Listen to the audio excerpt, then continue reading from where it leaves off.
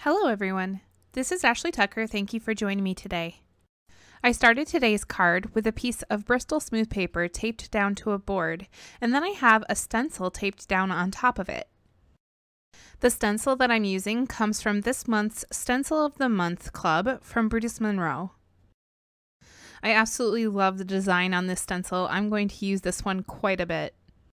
So I'm blending onto the stencil using some Distress Oxide inks. The colors that I used are Wilted Violet, Picked Raspberry, Spiced Marmalade, and Squeezed Lemonade.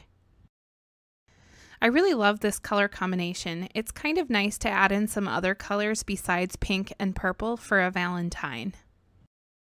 Nothing says that you have to stick to the purple and the pink and the red Valentines, but sometimes it's just easier to go with those traditional colors, but then it's really nice to just do a very non-traditional color scheme sometimes.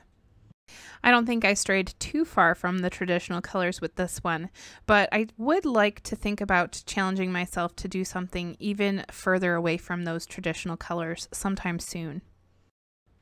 Now, in order to get a good blend between the colors that I was blending, I made sure to go back and forth between the two colors in order to create that nice smooth blend. And you want to be semi-gentle with it. You don't want to press down super hard because then you risk the stencil pieces moving around and then your blending will go where you don't want it to go. After I finished with the blending, I took out my transparent Ranger texture paste and I'm going over the stencil with that right on top of the color that I just laid down.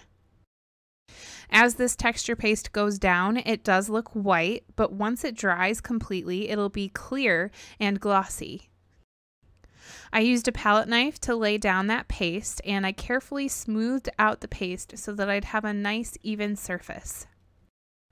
Any of your excess paste you're going to want to throw away and not put back in the jar because it can be a little bit tinted from the Distress Oxide ink. Immediately after I finished spreading out that paste, I carefully pulled off the tape, trying very hard not to move that stencil at all.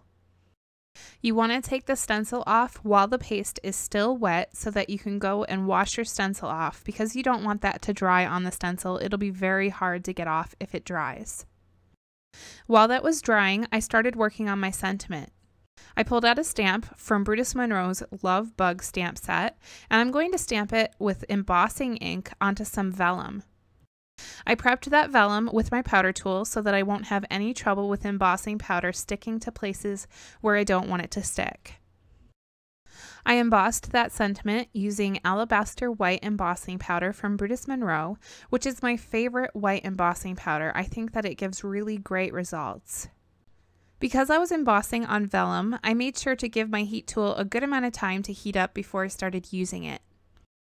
Alright, so here's what my background looks like after that texture paste is completely dry. It took a long time for it to dry, but it was well worth the wait.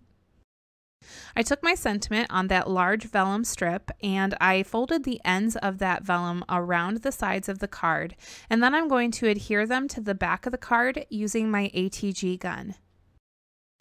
I knew that I wanted to use vellum for the sentiment because I really didn't want to hide any of that stencil design, so the vellum allows for that design to show through so that you can see all of it.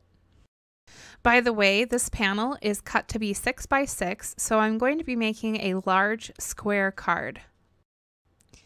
In order to create a card base large enough for a 6 by 6 card, I had to use my Canson watercolor paper. All of the other paper that I have in my craft room is already cut down to size for A2 size cards, or it's just too small already. I could have used my Bristol Smooth paper for the card base, but because of the dimensions of that paper, it would have wasted a lot more paper to use it than it would have for the Canson watercolor paper. So that's why I chose that paper. After adhering my stenciled panel onto a card base, I pulled out some clear sequins and I spread them across the heart and I glued them down using my Gina Connect glue. After gluing all of those, this card is going to be all done. It's a really simple design, but it really didn't need anything else, and sometimes the more simple designs can really stand out. So here's a closer look at the finished card, and you can see all of that texture paste and how it's really shiny. Thank you for watching today. I hope you really enjoyed this card design. All of the materials that I used for this card can be found in the description down below.